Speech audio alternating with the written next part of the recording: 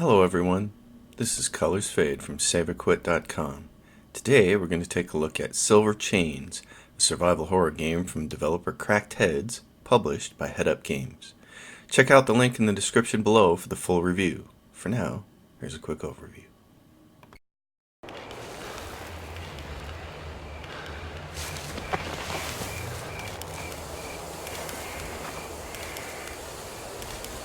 God! Crashed into a tree.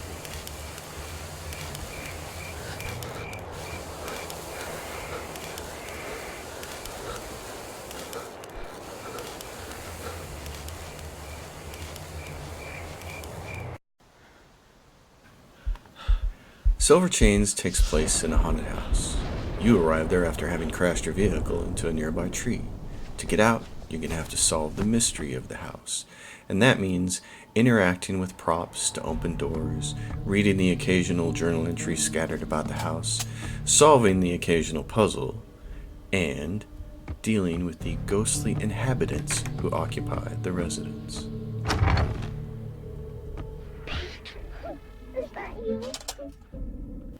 The graphics in Silver Chains are really well done.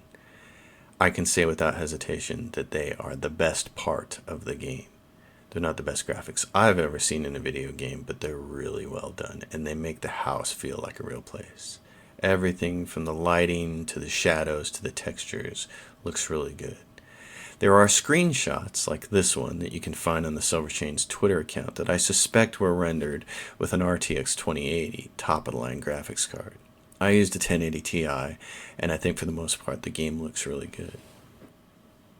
The house itself is a really interesting piece of architecture and certainly has a lot of character in it, which is a really important thing to have in a game that's primarily based around a haunted house. If I have one gripe with the graphics, it's that the textures are not consistently good throughout the entire house. There are places where they look fantastic and certain rooms look fantastic because of it, and then there are other places where it seems like the textures just aren't as good and the rooms just look a little more flat.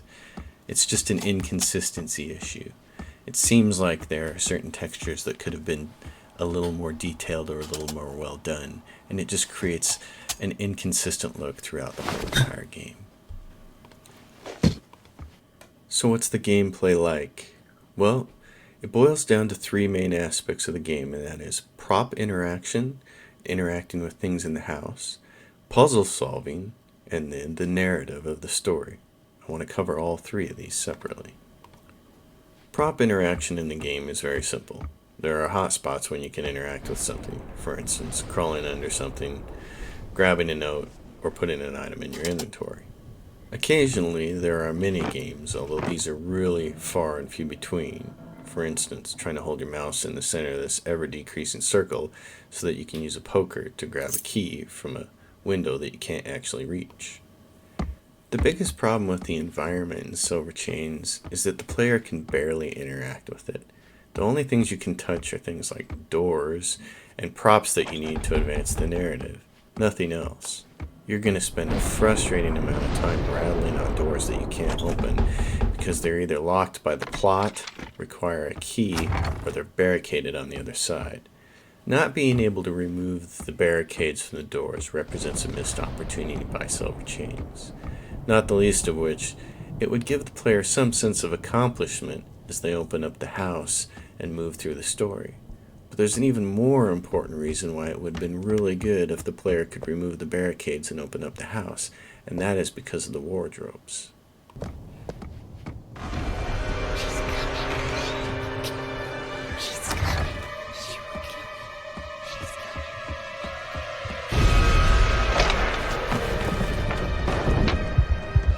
I think my favorite part of Silver Chains was trying to hide from the main monster in the game by hopping into a wardrobe.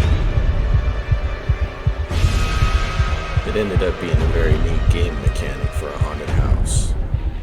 The problem with the creature in the game is that it's scripted. Each one of its appearances is predetermined, and there's always a wardrobe conveniently located nearby for the player to hop into. I tried to imagine what the game might have been like if the developers would have made different choices. For instance, if the creature would have showed up because the player's footsteps made too much noise, or they used the lamp too much, Imagine if the player could have unbarricaded many of the doors they came across, and then they would have been responsible for memorizing the location of the nearest wardrobe. And it would have been incumbent upon the player to really get to know the geography of the house. It could have created a much more tense atmosphere as the player tries to sneak through the house and not alert the presence of the creature, and if they did, try to get to the nearest wardrobe as fast as possible. The puzzles in Silver Chains are a disappointment. For the most part, they just amount to a scavenger hunt, finding props. There are a few times when the developers try to do something a little bit more creative and try to give the player something that seems like a classic puzzle, but unfortunately they don't trust the intelligence of their players to figure them out, so they just put them on a board. And worse, none of these puzzles are tied to the narrative in any way whatsoever. The player doesn't need to learn anything about what happened in the house in order to solve the puzzles, they just have to pixel hunt. It's nothing more than a glorified scavenger hunt, and a disappointing one at that. As far as the story to Silver Chains goes, it's okay, it just has one glaring problem.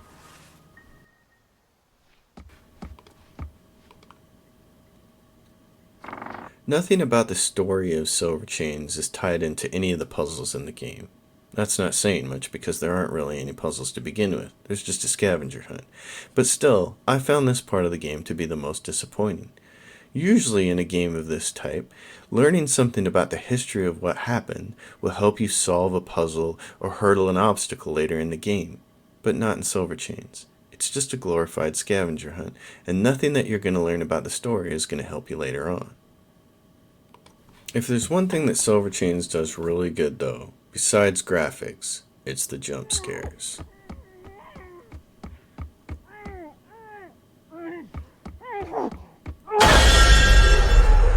I have to give the developers credit because I'm not an easily scared person, but 3 or 4 times during the game, they definitely got me.